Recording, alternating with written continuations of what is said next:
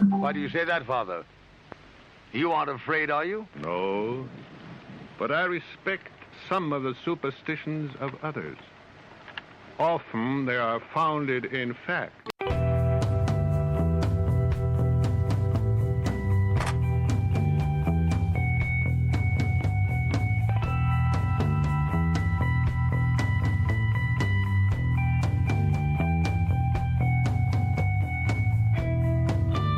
Broadcasting live from our Sanctum Sanctorum in Venice, California. This is the Sixth Sense Society. I'm your host, Krista, here with our producer, Michael, and today we're thrilled to have on our show Jacki Smith, also known as Aunt Jacki, and she's the founder of Coventry Candles, a witch, a wife, mother, teacher, author, and rebel rouser. She recently started a podcast, Curse Breakers, with astrologer Storm Sestavani. And today we are going to be talking about clearing and cleansing magic. And this is our last show for the year and our last show at Sunset Masonic Lodge for the foreseeable future. But before we get started, Michael has a few announcements. Hi, everybody. As Krista said, this is the end of an era for us. We're coming to the end of our 5th year, and we're going to be reformatting the look of our show, so it's going to look a little different when we come back in January. Part of the changes, we'll have a new day. We're going to be doing it at the same time, 1 o'clock Pacific, but on Wednesdays instead of Tuesdays. So make sure you adjust your calendars suitably. And we're going to come back the 3rd of January will be our next show. So with tons of stuff on our website about whatever guests we have that we'll be booking and so forth. The first one will be a Spell It Out with Krista, and then we'll kind of get into the new year from there. But we're very excited about the changes and really happy you guys are going to follow us. So go to our website, as I said, buy us a coffee on Ko-Fi, look us up anywhere on Facebook or anything like that. But the most important thing, go to YouTube, click like and subscribe, and that really helps more than anything. So I don't want to take up too much time because this is going to be our last show. I want to spend it all with our guest and not me. So with that, take it away, Krista. Great. Thank you, Michael, and welcome, Jacki. Thank you for having me. I feel this is very auspicious and I'm very honored. I love being on your show. And I always love hearing what Michael has to say as well. So chime in, friend. Yes, definitely. We get that request a lot more. And we've taken more photos of him too, which was also a request. He does exist. Yes. So let's get right in the topic, which we both feel is very timely, having talked before the show about it, the whole idea of clearing and cleansing magic. And maybe start with sort of maybe some broad definition of how you see that kind of magic. Clearing, excuse me, clearing and cleansing magic is when there's something in your way. I think a lot of times our magical need is whatever the deficit is. Oftentimes it's because we got in our own way, or there's a lot of energy around us that doesn't sync with what we want to manifest. So for me, I look at the clearing and the cleansing is the first step. You got to make room for what you have coming in. And sometimes once you clear, your intent just shows up because you're ready for it. So it sounds like you might combine that with other kinds of magic in general. Absolutely. Yeah. There's a method that actually Storm Sestavani kind of came up with my Coventry Magic Oracle cards reading. That's a different story for a different day, but we're working on them and how would we use them magically. And he came up with an REM method. I mean, that's easy to remember because sleep patterns, but remove, energize, and manifest. So what do we need to remove? Because there's you got to make room for what's coming in, and what are we going to energize and focus on, and then from that, removing that and energizing that, what is our goal for manifesting? And so it is a big part of what I do. Before I do any work, I clear. So could you give us some examples of both simple clearing and maybe more complex clearing? Absolutely. So I will use, there's the basics of like Wicca 101 when you're supposed to clear your space, cleanse your space, to make sure there's nothing left over that's going to interfere with your magic. So that's something that I do for myself personally, clear my mind, clear my space, clear my intent. So we have the sprays that we make. So I have some room sprays to help shift and clear that energy. Mm-hmm. and I'll use a feather fan or sometimes just a broom and just move that energy around. I love another quick way I do for clearing. So I move my furniture. You move your furniture around, and all of a sudden things unlock that have been held in space, held in that place. And you're like, wow, it feels so fresh in here. How many times you move your couch to the other wall and you're like, wow, it feels fresh and light in here. What's going on? So I move stuff. That's another way of clearing, because just think about dust that settles on something. And when you move it, the dust kind of gets off. Hopefully you dust it too, but it's kind of like a spiritual dusting.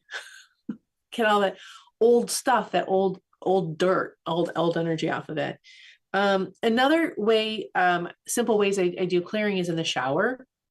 Cause you're getting clean. So like you can do some double duty there, but, letting the water run over me, visualizing it, allowing it to ground me. Like I visualize like the water going down the drain, going to the center of the earth, and I get grounded from there. And there's something that happens. I see this over and over again when one gets grounded and connects with their root chakra with the center of the earth. It opens up for all of the stuff that you may have been hanging on to, or energy that's not yours that you might have walked through. It just, when you ground, that just automatically whooshes down, especially if you focus on it to let it go. I love the part about the water, the shower, because it's something very simple that you can do, whenever you shower. I love that part. If I'm really struggling, sometimes you get into this point in your life where you're in a big growth pattern, and growth doesn't mean easy. Sorry. Growth means the opposite of easy. It's kind of painful to grow. And so I will run the shower and plug the drain and let it fill a bit so it covers my feet. And then I put Epsom salt in there. And then I'll shower, wash my hair, whatever. And then the Epsom salt starts to pull the dissonant energy off of you. It attracts all that stuff. Yeah, I was recommended, 2 different people recommended just salt in bath in generals. One was a pranic healer when I was going through what I call psychic hangovers. And I would just be really, really tired from readings, and nothing really worked. And it was this pranic healer. He was really good. And he said, well, just take a salt bath, put like a half a container of any salt, but make sure you dunk your head, because all the nerves in the back of the head. And it worked. It was crazy, that salt. So that was one I remember. And I did that for quite a while in my 40s. I just to clear the psychic debris from doing reading. I learned from some pranic healers how to make salt water. And some people in the health industry call it soul water. So you just keep adding salt until it stops dissolving. Oh. And so it's a really heavy salt content, almost like seawater salt. Right. And using that spray in the room on anything, it just clears all the energy out. Other things, like when I'm cooking, times when I'm cooking and I'm getting some fresh herbs, rosemary. Actually, rosemary is one of my favorite cleansing herbs. Because it helps clear the mind. If you don't clear your mind, it gets stuck in there. That's why when we were talking about mantras earlier, when you're talking about doing the mantras, that is so amazing for clearing your mind. So keeps that primal part of your brain busy, so the rest of it can just kind of unwind like a top. But rosemary helps clear the mind, the things that are stuck in there. And so if I'm cooking, I'll save a couple pieces of rosemary and just hang them up in the kitchen or somewhere else in the house to clear that up. Here's a great house clearing that I learned a long time ago, and I've done this, and it's the most simple thing in the world. So you take buckets, make sure they're clean buckets. Like if you use them for cleaning, clean them, fill them with water. You need 2, one for each hand. And so you fill it with the amount of water that you can handle carting around. And you take those clean, cold buckets of water, especially if there's been arguments or negativity in your home, or maybe you have a dust up for a minute and you want to clear that energy, you just take that cold, clear bucket of water and you walk through your house. Oh. From the back or from one end to the other, ending at your main door that you go through. Mm-hmm. And then you walk it right out the door and you walk it right off your property line and you just dump it. Mm. It works. It is amazing how fast that works. You don't need anything but you and water. So what was the other bucket for? Well, you have one in each hand, so okay. that keeps you balanced. So you're carrying right. both the buckets. So it's 2 buckets and you just walk through, starting from, sounds like the back. Yeah. So you end up through the front or the main door. Yeah. So if you mainly come in and out of the back, you would start at the front, then go out. Okay. It's what door you use the most, not which. Yeah. Okay. The door you use the most.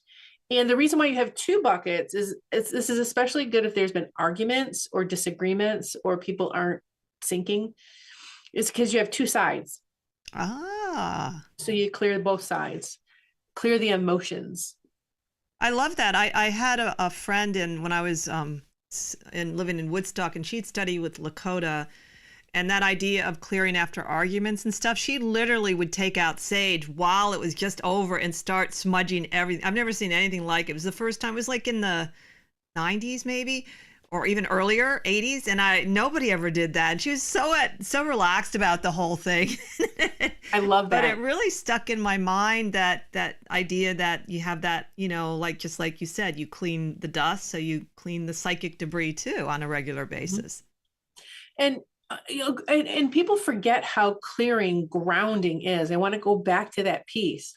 It's so clearing, and I enjoy beginning classes. I take beginners classes in different modalities.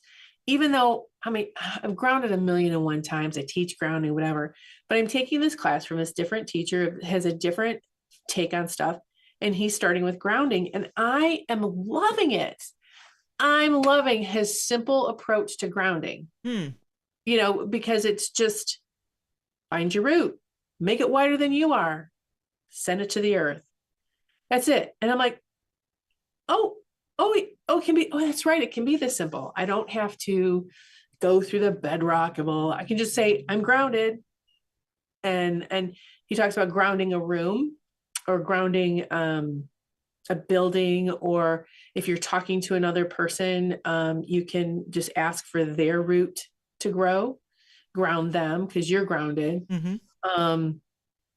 I'm like, I forgot about that stuff, because as we get more and more complicated, as we get more and more into our magic or the different things where I'm going to do this personal ritual that involves all of these things, and we're like, I'm going to pull in the astrology, and I'm going to pull in stones, and we pull this. Well, when we start to get up here with our experience, we forget here at the base of like the basics. And I love taking basic classes because I learned so much. That's a really good idea. And I think that's probably what drew me into witchcraft initially. For one of the things I liked was, at least at the time, I felt I could do anything and I could do something simple. And I was coming from a very intense Tibetan Buddhist background, which I'm glad I had the training, but it's very complicated. And I remember really enjoying just doing basic things. And it worked. I mean, I found like going back to the basics with anything is always good, but definitely with magic. Yeah. And then, some other basic things is I'll go into the yard and get yard rocks. Just maybe it's the gravel driveway or something random in the dirt, and use that for cleansing because it's there outside. And these are natural. They naturally pull things off you when you ask their permission first, actually. And then I just sit outside with them and I'll say, will you take this from me? Will you help clear this or this obsessive thought, or, and it just keep it simple as that. Of course I have my favorite, polished stones and tumbled semi-precious. Whew, love those little babies that you touch. Thanks. Yes. They're pretty. Yes. And that sometimes you just need a good old fashioned rock that you're going to just put back in the garden. But you know, I want to talk about things that you clear. And it first starts with you. Mm-hmm. And I did talk earlier, is like, if you don't clear your mind, you hang on to everything. And one of the ways that I deal with clearing my mind is I remember that when we don't have all the facts in something, we naturally fill in the blanks. Sure. So we create a story. Oh, well, so-and-so did something, or they walked by and grunted, you know, they must be mad. And so then you start filling in these blanks. So the first thing I do in my clearing is I pull up all of the things that I don't have all the information of, and honor the fact that I may have created a story to fill in the blank. And that story is created based on my past experiences with maybe them or someone like them, or a situation similar to that, or the unknown. And that, and then I clear that, I give that back to my past. Like, no, that's not today. So like, okay, I know, like I just did it today in a conversation about something. And I was just telling Krista and Michael that I crashed my car a couple of days ago, completely 100% my own fault. It was me, my car, an empty street, and a utility pole. I mean, I just didn't turn far enough. I sneezed. It was a thing. I wasn't present. And so, in dealing with all this, it's like, there's all these stories that I created, and I hurt myself too. So it wasn't bad, but I'm recovering. But I started creating all these stories. So I was talking about, I don't have car rental on my insurance. And so I started going into this huge story about why this is, I got to rent a car, I get this, we got to find the money for this, blah, blah, blah, blah. And then I said, well, wait a minute. I don't know what they're going to do with my car. So I just filled in all these blanks. And so I started getting really worked up. I started feeling bad. I started everything. I bruised my ribs, and those started hurting even more. I mean, all these things were happening. And I said, wait a minute, I'm creating a story around this that doesn't exist anymore. I'm going to be in the void of knowledge for this entire week. It's going to take this long for them to decide what they're going to do with this car. And as soon as I honored the fact that I'm creating a story, I started calming down. I started feeling better. My head got clearer, and then I could think again. And then I've been working on clearing the trauma, which is another interesting thing. Like, so you clear your mind, and then you can start to clear your emotions and your body. And I've been spending the past, let's see, that happened on Friday. So it's spending the past 4 days clearing the trauma of this. Because it's so weird because I'm turning left. I didn't turn all the way. I was a little distracted in my head, but then I had this huge sneeze that was happening at the same time. And I don't know about you guys, but when I sneeze, I get a full body sneeze. And then next thing I know, OnStar is saying, we've just detected a crash. And I'm going, holy shit, that is just what happened. And so I'm all scattered. My energy scattered. Your energy goes. And so I have all these emotions and stuff that I'm clearing around it, and then clearing my body and getting back in my body. But I really had to clear a lot of trauma. I'm glad you're all right, though. Yeah, me too. That's me too. The main thing. I don't even think I was going 10 miles an hour, but I think I totaled my car. It's ridiculous. It's embarrassing, but I'm sharing it with everybody because we do stupid stuff. I dislocated my knee in my apartment somehow by jarring my foot against the bike as I was turning it around. I don't even know how I did it. It was the craziest thing. I wasn't even on my bike, so somehow the pedal hit my knee at the right spot. I was just I wasn't paying attention. And I said, I mean, who does that? So I think we all have those.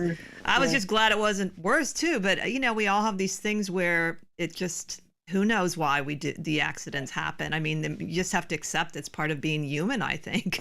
Yeah. Well, and then the next day I'm talking to a friend of mine who is very spiritual as well. And two different people said, I sense That's a really weird, a sneeze, a distracted moment, a sneeze caused a car crash. Like you can see, it took the picture of the car and you can see the driveway I pulled out of it in the picture. It's just a walk across the street.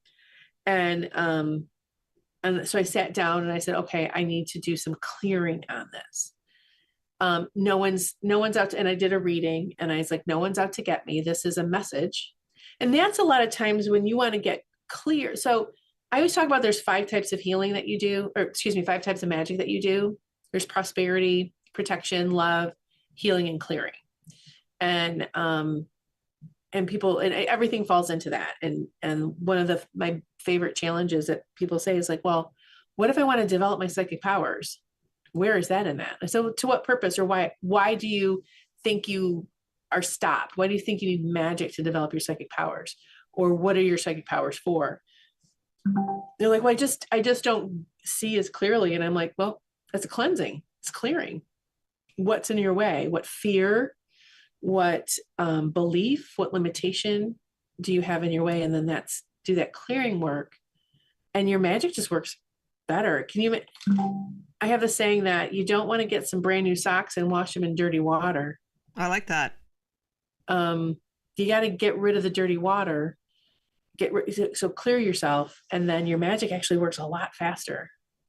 Michael had a good comment about sometimes things appear negative too, that can turn into something positive, very Sufi-like story. And so in a way you want to let the story unfold.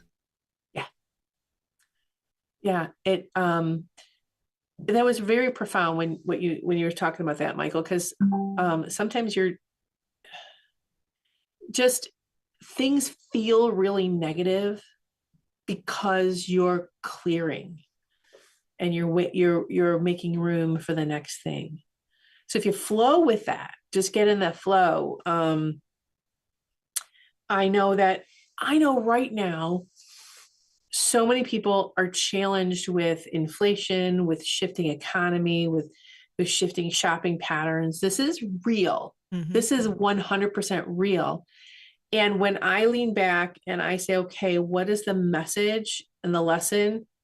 And what I get back is we have to clear away an old way of doing things to make way of a new way of doing things.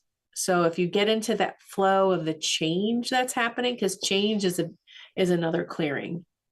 Yeah, that's a good point. And then, yeah, I'd like to talk a little bit about how to clear, at least to have maybe some impact on a bigger level. I'll give you an example. So, let's say your neighborhood changed its, characteristics, and it was once a pleasant, safe neighborhood. And then let's say you couldn't move right away, but it became much more of a, dangerous neighborhood, and you just wanted to offer some protection for it.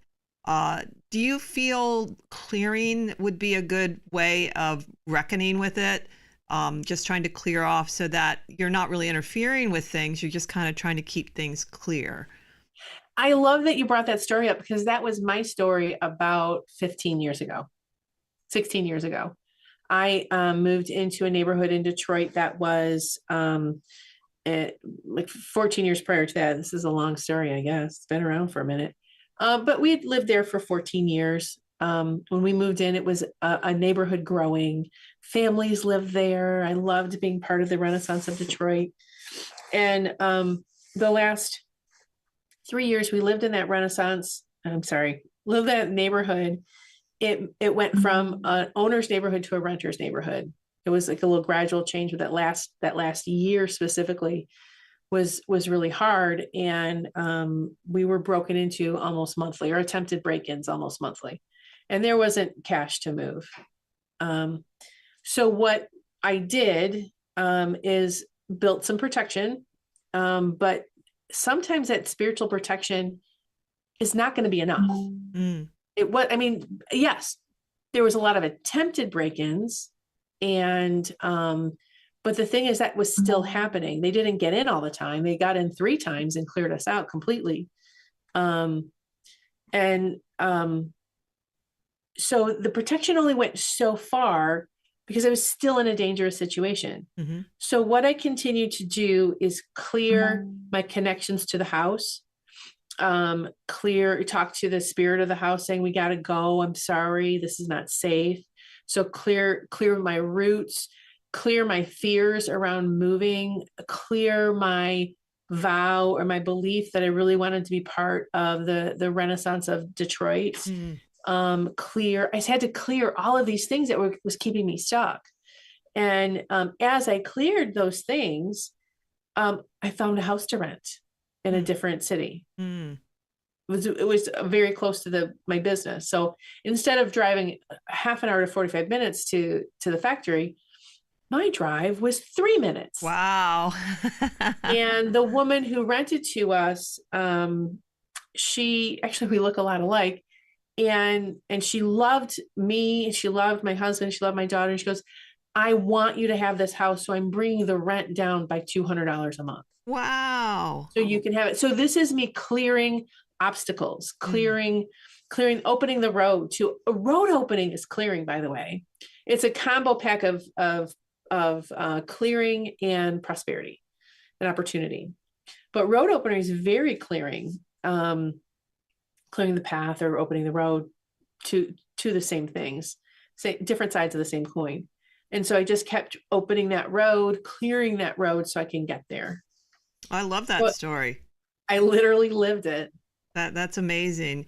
Yeah, I guess and then it sounds like too, like any other magic, you want to be open to what happens and maybe not stuck on, well, I want this to happen. And instead you might have something better than what you thought. It seems like it's okay to want certain things, but be open to other things that are even better. I remember a story when I was early in business. We were in business about 5 years. And this woman wrote us a letter, because that's how long ago it was. People would write things to each other on pieces of paper and put them in the mail. So she literally wrote us a note saying, there's something wrong with our prosperity candles because they don't work, but the needed changes candle brings money to her all the time. So the needed changes candle is a clearing candle.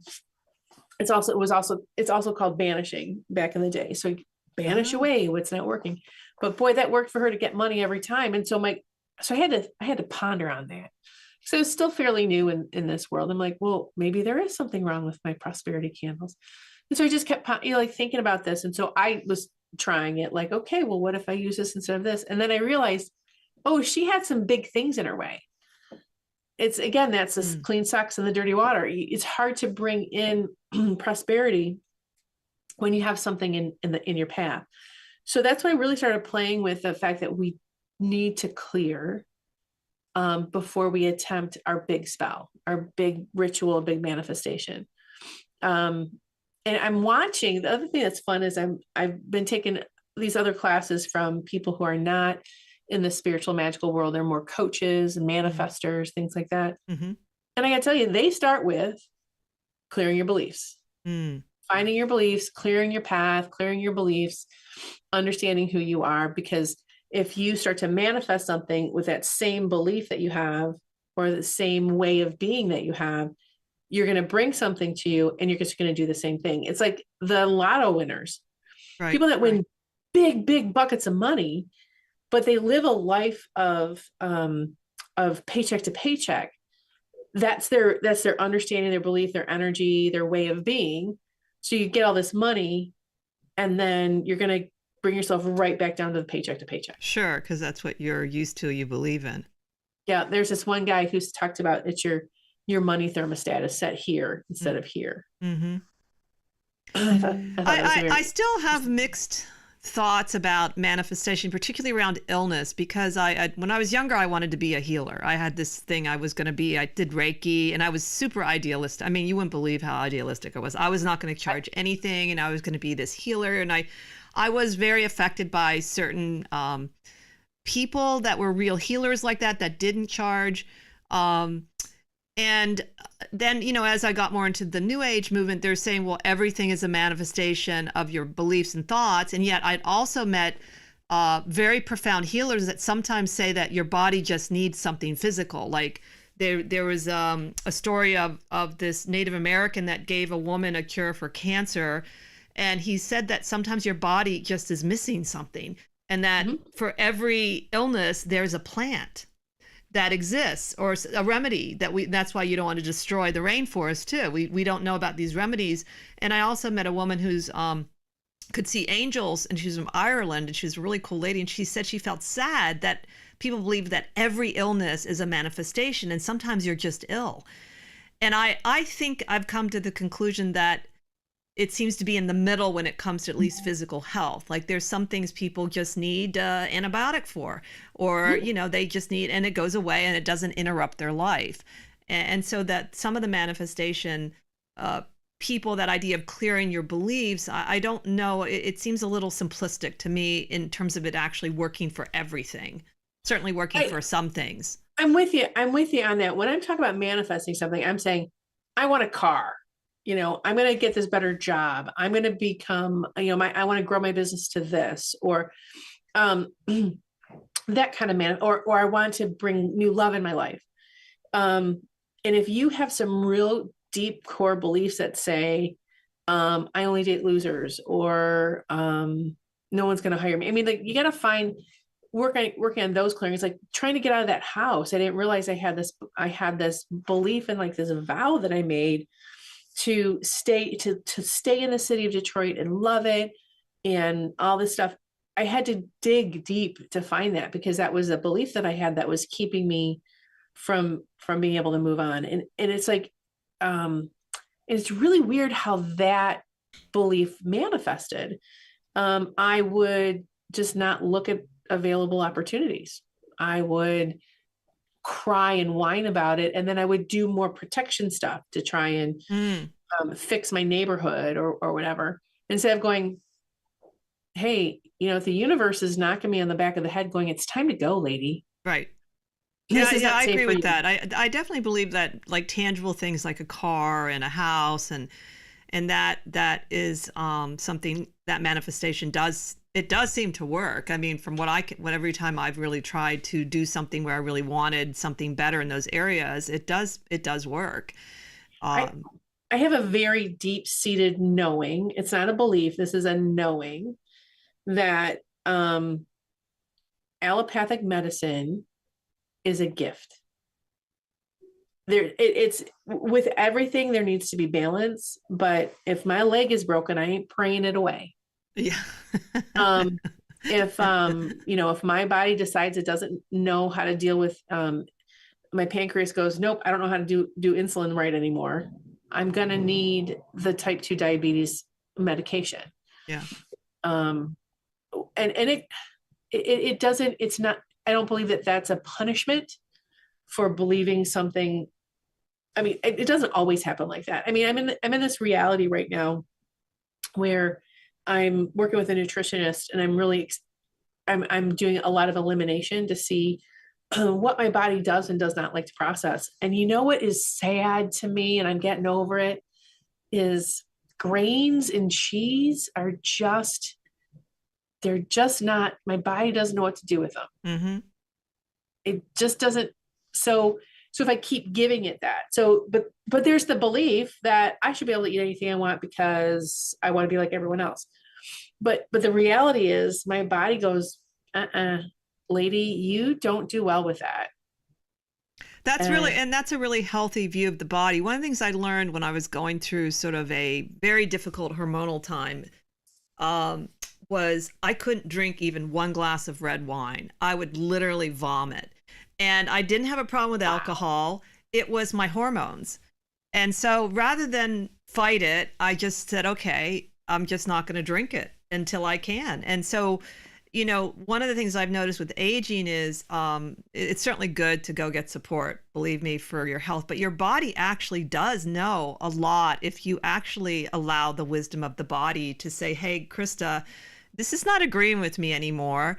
And it's no judgment, but hey, my body does have natural wisdom. It knows, just like when you were pregnant, the things that you crave that are good for you. It does that all the time, but I don't think we're trained properly to listen to it and to realize, like, it fluctuates. Like, there might be periods where you can't eat much meat, and there might be periods you actually can eat more meat. I know someone that happened to, actually. They actually had to eat a little more meat And she had been meatless for years and years. And she only would have a little bit of chicken, organic chicken, but it changed her health dramatically for the better. Amazing. So I thought, wow, we just have to learn to go with the flow, even with, the clearing of nutritional issues, Right. That's true. But you know what? I want to pull one more thing in here that you may or may not agree with, but let's talk about it. Is the clearing of societal programming. So I'm sitting there, and the nutritionist I'm working with talks about the food industry and the programming from the food industry. And so there's an assignment that I got to watch the commercials and watch the ads and what's the subliminal messages. And I'm like, holy mackerel. Like, it was a fast food chain, and the people excited about bringing in the fast food to feed each other, they were all slightly overweight, but all the people serving the fast food were super skinny models. And I went, oh, that's interesting. And then I started like making a little tick mark for every commercial like that. Mm-hmm. Like for the Oreos and the this and that. I'm like, oh, I see this, but that's only one of the societal programmings. I talk a lot about in different groups of people about with you and I with our age, we're still battling the societal program of what it means to be a woman. I don't know, maybe you're not anymore, but God, no, I'll be for the rest of my life. There's so much programming that I don't even know what's me sometimes and what. Like, one thing for me is I wasn't programmed to do housework. My mom didn't want me to. We didn't even have to clean our room. And I like doing it now. And I have had a hard time. I don't want to do it all the time, but I actually kind of enjoy it to ground me. It's one of the things that gets me out of my head. And I felt so bad that I'm a working woman and I'm okay with housework. It's been it's weird opposite programming too. But the whole thing about nutritional programming, I'm 100% with you. It's crazy because Michael, he healed himself from type 2 diabetes. Rarely does anyone do it through nutrition like he did. And so he was so strict on not having carbs. And we just watched the commercials about diabetes and it's just so awful. Like, one woman is just so happy and she's very, very overweight, which is an issue if you're diabetic, by the way. It isn't if you're not. And she's not even worried about it, but she's so happy she has type 2 diabetes. And we're like, it was not a happy time for us. It's like, she's way too happy, Right. And I'm like, it's kind of like just going over and not dealing with the root of the issue. And where you almost have, Michael sees it, that carbs are like an allergy, a dangerous allergy for him. And so even though now he can have some, at that early stages, he couldn't have hardly any because it affected his blood sugar. And this was, kind of years and years ago, but he had a very serious issue. And so I agree with you with the societal programming from all levels with nutrition and having to clear out, your beliefs about them. And again, probably that is something that isn't easy, because you can always find also charlatans on all sides, people that promise things that cure nothing. Right. Yeah. And it's a personal journey, but I just realized that there's all these beliefs that I had, like, I should be able to eat like everybody else, or if I can't eat like anybody else, it's a failing, or I'm fat, so I have a total failing on that, and all these different things. And so there's so many beliefs that around, like, this one I'm working on real hard right now, Krista, is I have to be nice. Oh yeah, that's a good one I'm working on too. That one is, well, that's definitely ingrained into women still, I think, because it's still like, if you don't even smile, you're somehow mad at people. Yeah. It's like, so don't be mean. I have to be nice. And I have, the co-caretaking thing. But so if I am working on boundaries and protection, and I don't work on clearing the I gotta be nice programming that I have, then my protection and my boundaries are going to be ineffective, because I'm going to continue to break through those with this belief that I have to be nice. Right. So it is interesting to take this idea of clearing and cleansing from sort of a very basic level, which is still, I find, really effective, by the way, into something more complex as to beliefs and what society wants us to do and be. And I think for many people, it's a lifetime journey because we're also evolving in terms of our own interests and who we are, like clearing our own beliefs about ourselves so we can be open to the new you that maybe when you were younger, you really loved to travel, and maybe when you're older, you just want to stay home. And that's awesome. Yeah. That we also have to visit the ones we've chosen, the beliefs that were helpful and healthy. And one of the things that I've recently decided, I don't know, it's taken me, I started Buddhism in my 20s. I realized I've always been in Buddhism. There's a group of people called the sort of householders. And they can become enlightened by dusting and cleaning and doing mantras. And there's stories of them and they're not really supported. And I realized I've always been a householder. I mean, I've done retreats. I even was going to do a 3-year retreat, but it just didn't fit into who I wanted to be. I wanted to be in the world. I wanted to have a marriage. I wanted to have a life in the world. And all of a sudden the other day I said, I'm a householder. I love that. It took me so long to feel like, I kept thinking like, I better go do more than I'm doing, and I said, I'll do the mantras when I can. And it's all part of, it's in the teachings. It's just not talked about a lot, that there, you can become enlightened doing anything in Buddhism, So there's this toxicity that we get into of self-judgment. That toxicity is I'm less than, or I'm not as good. And then that we start to find mirrors to that in the world to remind ourselves to clear it. And then we start judging everyone else. And usually what we're judging everyone else on is what we're judging ourselves on. And because for whatever, like it's very important for whatever reason.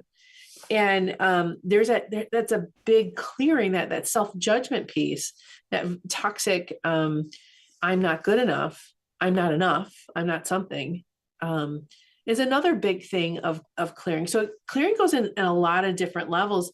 And I find that if you just continue to remember, if I'm going to bring this thing to me, so I want to clear the path, including my own BS, so it can come to me easier. It's true. And I think it's okay if it takes a while to figure out what you need to clear. Like you were saying, sometimes you have to dig a little harder to find out what is the particular belief. And then it might seem really obvious, like, oh yeah, why didn't I even think of that? And so, I mean, that to me is something I've learned getting older, kind of a patience with things. Like it's okay. I even went through a period where I just hated everybody, and I was okay. I was patient with myself. I realized I was also just really, really exhausted.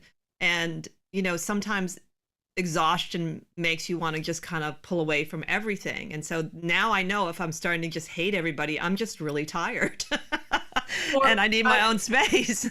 Yeah. When I start to get depressed, I'm exhausted. Mm-hmm. I'm really sign. tired. I've been doing a lot. And then I need to figure out the ways to refill for me. Yeah. And that was me this past summer. I didn't want to really do much or do anything. Cause I was one of my challenges. I was dealing with a lot of toxicity in my life, not just my own negative thinking or my own self-judgment, but there were some pot stirrers in my life that were like, I'm not stirring the pot. No, somebody else is stirring the pot. And they were really good at it. And I thought I was going crazy. But I'm like, I'm not crazy. I need to remember who I am. And so that sometimes when you're filled with toxicity in your life, it's because, well, yeah, you want to clear that, of course, but it's because there's a big change the clearing is big. It's a big shift, transition, evolution. And if you think about even evolution, it involves clearing before you're evolving into the next thing. You're shedding something, that's snake that sheds its skin to get bigger. But I couldn't I had a hard time when somebody who's really toxic or a narcissistic or whatever, borderline maybe, is that they want to keep everybody in a state of confusion. So they get fed on that energy, or it brings them joy or whatever. It's just really frustrating and unfortunate. But then it's always, I find that it's usually when it gets that big, it's usually an opportunity to be, to move yourself into the bigger bowl, as it were. Goldfish will only grow as big as the bowl that they're in. So it's time to get a bigger bowl so you can grow. I love that. It makes a lot of sense. It's sometimes a little hard when you're if you have a lot of toxicity that can like overwhelm you. In the moment, it's a little hard sometimes to see it. Heck yeah. It took me a year. It took me a year to figure out what was going on, because I forgot who I was, and I allowed myself to second guess myself. And then, but here's what I did is I started doing clearing on myself every day. When I said I was going through a really long period of challenging time, that's when I would put my feet in the Epsom salt water every day. I did that every day for like 3 months. Wow. Just because I was so confused. I was so like, what the hell is going on? Because for me, it came out of the blue. Yeah. Yes, those things can come out of the blue. Absolutely. And those are the more tricky things. And I don't know why I think getting older, I'm going to somehow get to this point where that's not going to happen. But honestly, you just go to the next challenge. I'm like, okay. I really think that there's people who feel that they not only do they enjoy this, they feel it's their job to stir the pot, to challenge people, because everyone's a little complacent. So they're going to come in here and stir the pot. Right. And of course, growth comes from that. Right. And it's all in the mindset, like that big change is happening.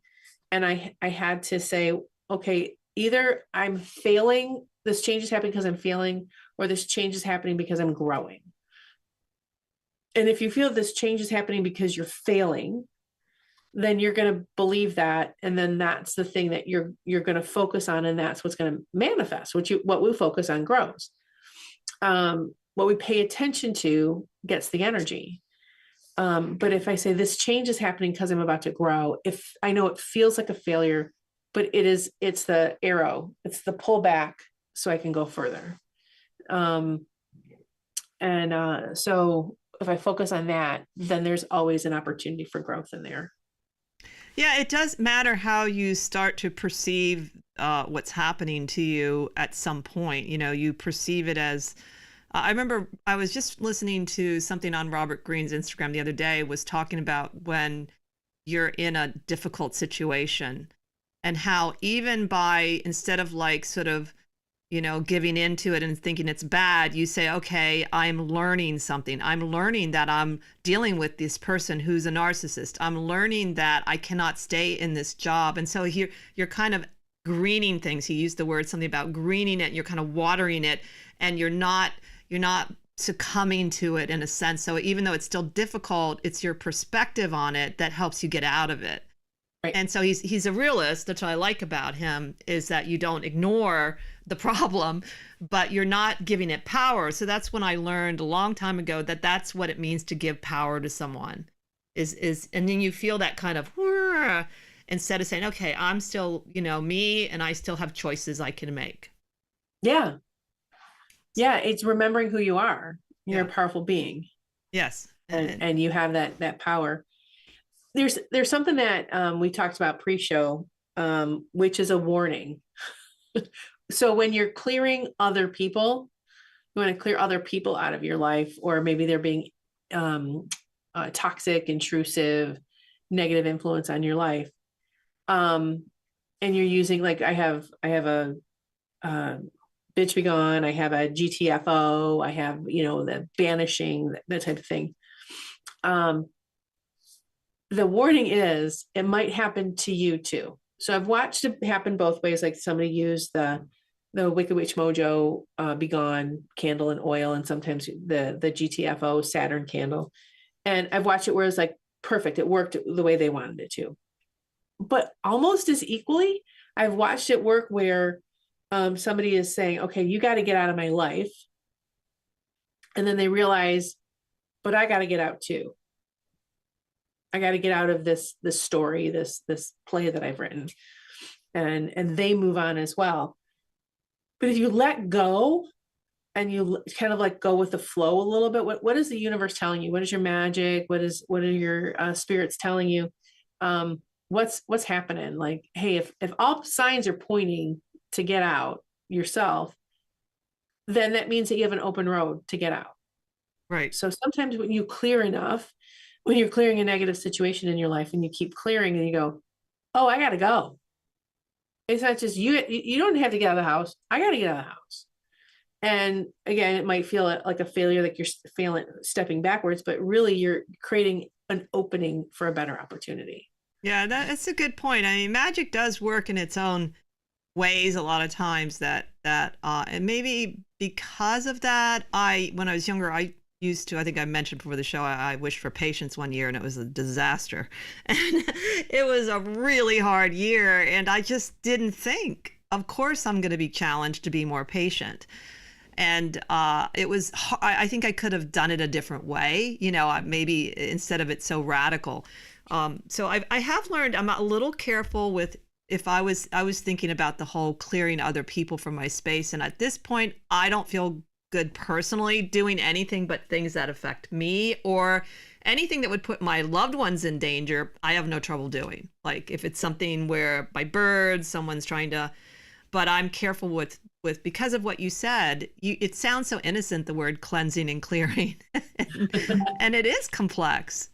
And I think one of the best, the most powerful things, I've done this many times with different people that have been in my life, and it was time for me to get out of their life and them to get out of mine, is I asked for them to be blessed to go on to something else. Stop paying attention to me, go on to something else. Right. And that allowed me, because if I'm gonna like really hit somebody hard with energy, I imagine it like this, like if I'm gonna throw a really good punch, yeah, I'm gonna hit them in the nose and break their nose, but my fist is gonna hurt too. So there's repercussions. There's repercussions on myself, no matter how much energy I push at someone. It's my energy pushing someone. But if I let them go and ask for them to be blessed for something new that's going to take them in a new direction, that's me letting them go. There's not the repercussions there. Well, that brings up an interesting concept of being a certain archetype and using magic. So what you described with the punch is a warrior archetype. And it reminded me of this book by Pablo Coelho, Warrior of Light. And he has this great story. He says that every warrior has a sword. And that's part of being a warrior. And he said, just remember, though, whenever you draw your sword, for whatever reason, it's always a fight to the death. And I got to tell you, that changed my view of drawing my sword. I was like, oh, okay, do I really want to fight to the death with this bus driver? With an argument. Right. And I just love the way he put it. And it's like, so then you decide, nah, that's not worth drawing a sword for. There's like no in between with warriors. That they go into battle or they don't. And so what if you're an archetype of a healer? I'm wondering if, do you, favor certain magics, or sometimes maybe you should go outside your comfort zone and try the other kind of magic. Maybe the healer needs to try a warrior magic. Interesting. I haven't really thought, I really vibe with what you're saying. And I've looked at different archetypes, but not in that specific thing, but I never really understood what my archetype is, because you know what? I don't care. I'm just going to be me.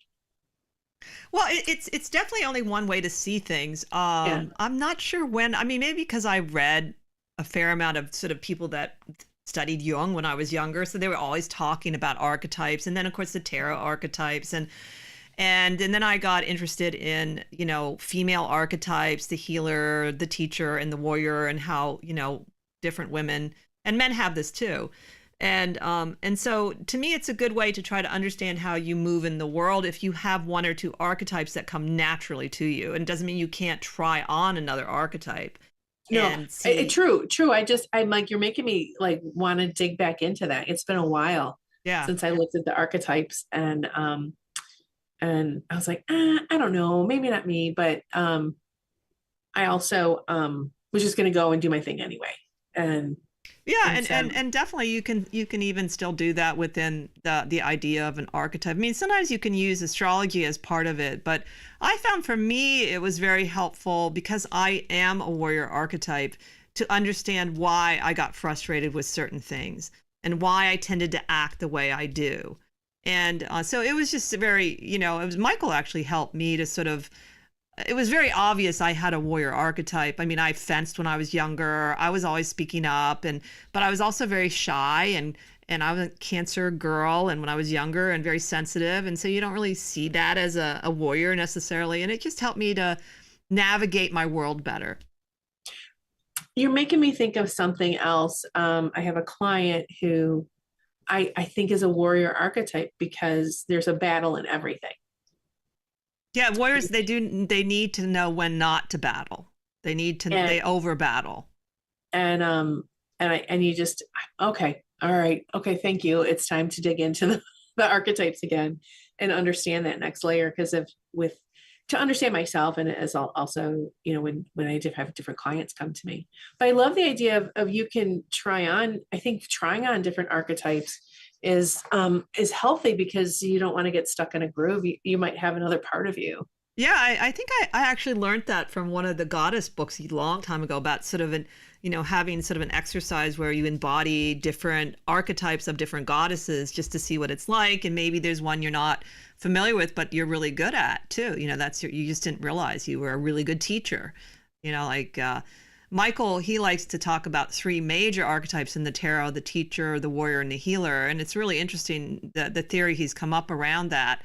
And then I noticed he's a very good teacher. Like he didn't really even see himself as the teacher archetype, but he's always the one teaching the tarot. He's very good at it. And he teaches, things to anyone, that's interested in learning about something he knows. So I think it's those three main ones can have branches, then you can have sort of that go with them. But that's a good starting point, we think. We are getting close to the end, and I did want to give a shout out to your new podcast, Curse Breakers, and it's on YouTube. Is that right? Yep, it's on YouTube, and I believe it's we have an audio version as well that you can find on all the platforms. But I do this podcast with Storm Sestavani.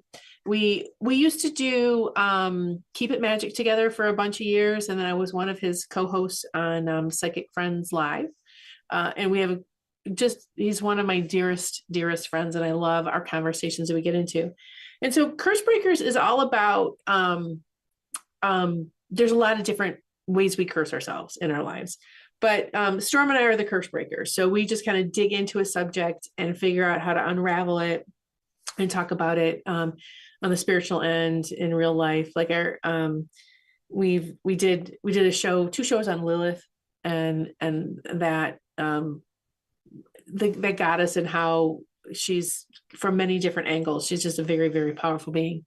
And then we're going to be doing it. We took a little bit of a break as life changes happened to both of us. And we're going to start a show. I think our next show that we're going to record is about what is toxic positivity. Ooh, I like that. That's a great topic. Like, what is it? I mean, people talk about this toxic positivity, and I'm like, I don't know. That's a bright side. So we're going to talk about what toxic positivity is. So we're going to pull up different subjects that are really top of mind for a lot of folks. We also like to bring in pop culture and 21st century craziness into it. I love it. It's a great title, and maybe we'll have you back on in the new year and talk more about the podcast too.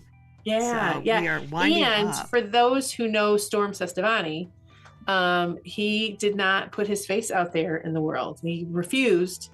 And this is a video podcast, so you get to see and see his lips move. No, it's a real Storm Sestavani, and we have a good time. That's great. Well, thank you so much for being our last show. We've really enjoyed the conversation as always. The last show for 2024. Yes. Or 2023. 2023. Last show for 2023 and last show in general. No. And last show at the Lodge. But no, we're looking forward to the new revised show. So we look forward to seeing you all next year. And join us as we continue to explore the esoteric and the obscure together.